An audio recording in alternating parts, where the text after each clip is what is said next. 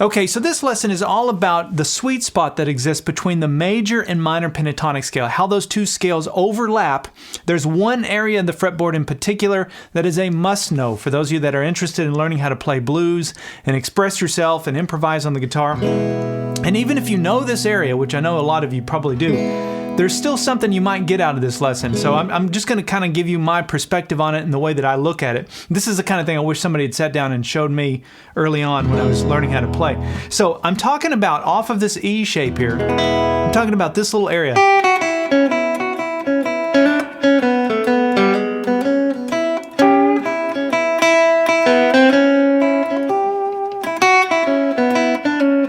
It's this area between really frets 3, 2, 1 and open. So let me just show you the notes that I'm talking about here. And again, keep your E chord shape in mind. I'm going to show you this in the key of E, but I'll also show you how to play this in any key in just a minute. But these are the notes I'm talking about. So on the first string, it's 3, or the frets, I should say, 3, 2, open. And then on the second string, same ones, 3, 2, open. Easy enough, right? And then down on the third string, we have 2, 1, open. That's it. Those are the notes. So if you can do that, if you can play through that, you've got the variables. We're only going to be looking at the top 3 strings. We're not going to be playing all over, all 6 strings. That's all we need to be able to make a lot of great music. Now, inside those notes that I just showed you, let's look at what we've got here. We've got our minor pentatonic scale, pattern 1, right? You can see that, I hope, right? And then you've got your major pentatonic scale, pattern 2. You can see how that major pentatonic scale, pattern 2, lives inside of your minor pentatonic scale, pattern 1. So those two are on top of each other in a way. And you can blend them together. You don't have to think of them as separate, even though they are. If you play through them like a scale, it becomes sort of this major minor scale. It almost kind of has like a Mixolydian kind of vibe where you've got the flat 7 in there, but you've got the major third.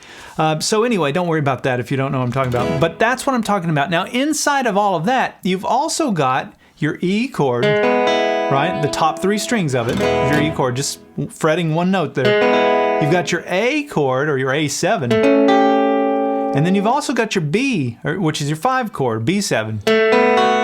And I'm playing it like that. So I'm thinking of my B7 chord in first position, where I put my pinky on the 2nd fret, 1st string. If I look at just the top 3 strings, it sounds like that. Now I'm only pointing that out to let you know that when you're improvising, you can land on those notes over those chords to get a more resolved sound. Doesn't mean you have to. You could play any of those notes and it's going to work.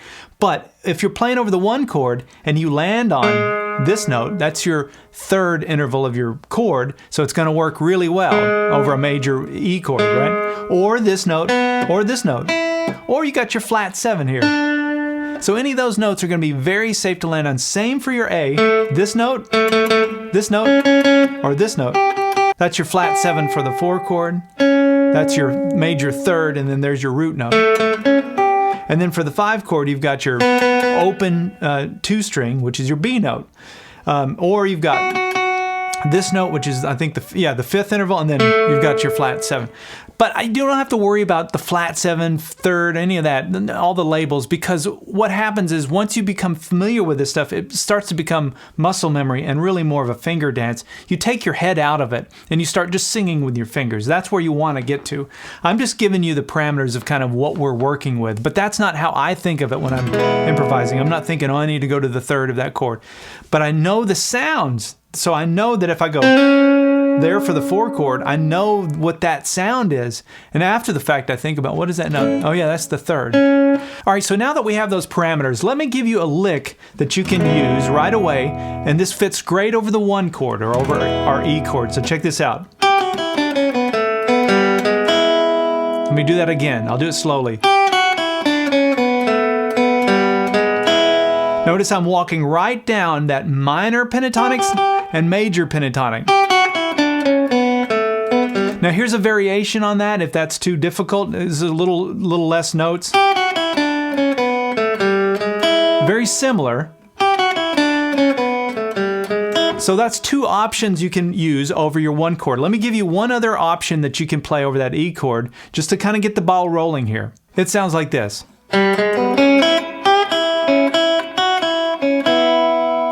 Let me do that again.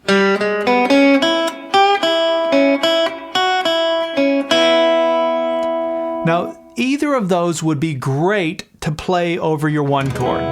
And you can do a million different variations on them. You could change the timing, you could add extra notes, but I want you to just see where they're coming from to start with.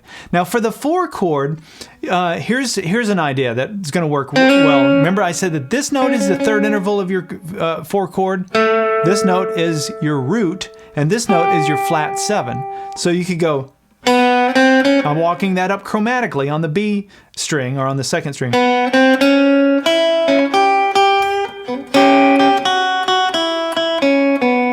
Now we're back to the 1 chord. You can start to hear it, even without a jam track. Lots of variations we can do.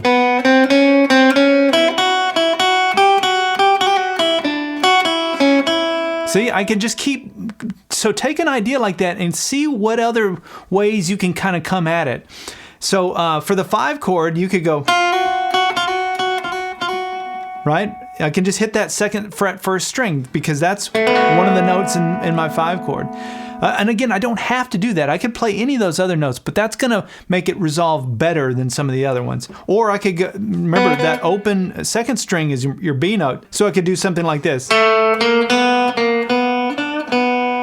Right? Knowing that that's where I want to land, I could do whatever I want as long as I kind of resolve to that. So I can play any of the notes in that new little scale of the major and minor. So I could go, right, for the 5 chord. And then back to the 4 chord. Back to the 1 chord. Now let me just kind of go through it. You know what, I'll put on a jam track so that you can hear some of this and I'll talk through it as I play. Okay, so here's our blues track in the key of E. Let's start off by playing that lick I showed you. See how that works over the 1 chord? Now here's the 4 chord. I could use the same lick. It's going to work either way. But here's the 5 chord. Remember I hit that note from my B chord? Back to my 1. So I can do this while I'm talking.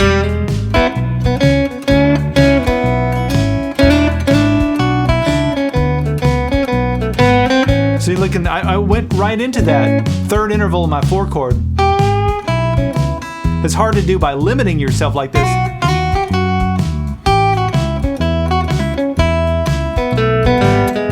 Let me show you, you can also do some harmonies.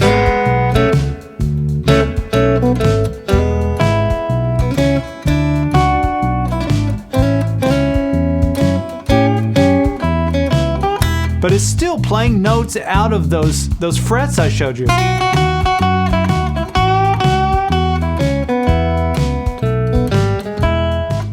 All right, so now is where it gets really cool because I want to show you how to transpose this idea and play this in any key. So you're not limited to just playing in the key of E with these open strings. You can do this anywhere. So if we look at what we did in the key of E, if we play, you know, we look at our E chord, for example, we've got, and you can see how they relate to this chord. So all we have to do is think cage system. If we were to take that chord and we play it up, so I'm just capoing with my index finger, or barring, and replacing where the nut was. So if I were to play up here, I'm playing, this is a G note, so this is a G chord. So that means that that major minor pentatonic scale blend is here.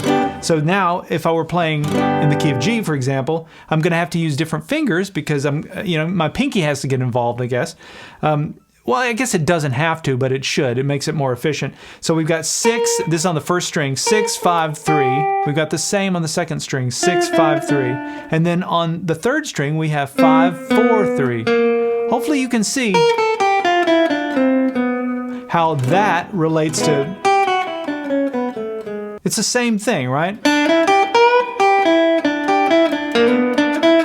So try taking that lick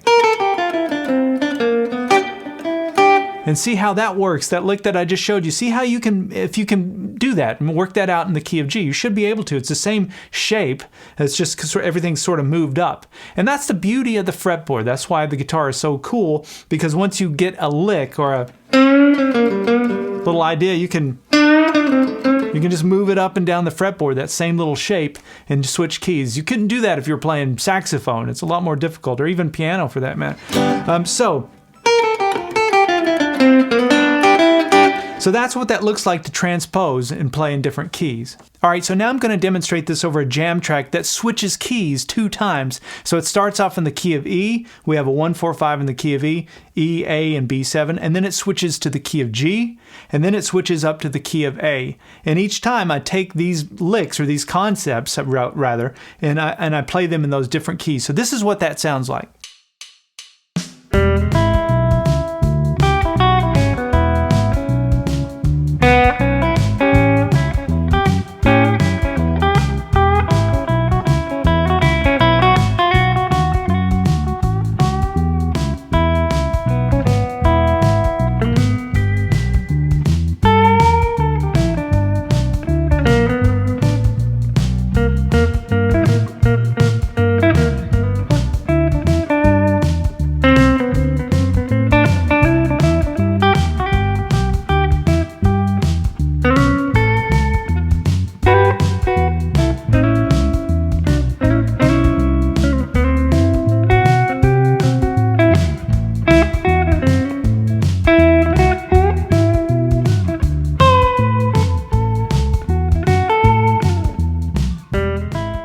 Okay, so I went ahead and tabbed out everything that I just played there across all 3 keys. If you'd like to download that tablature and also get the MP3 jam track, which I have in multiple tempos, so that you can practice playing everything we're talking about here. And then you can also just take the jam track and just improvise. That's where I hope you go with this anyway. But you can get those extra materials by going to activemelody.com and do a search for ML107. And remember, with the jam track, I have it in multiple tempos. I have a slower version of it as well, so that'll help you if that's too fast for you.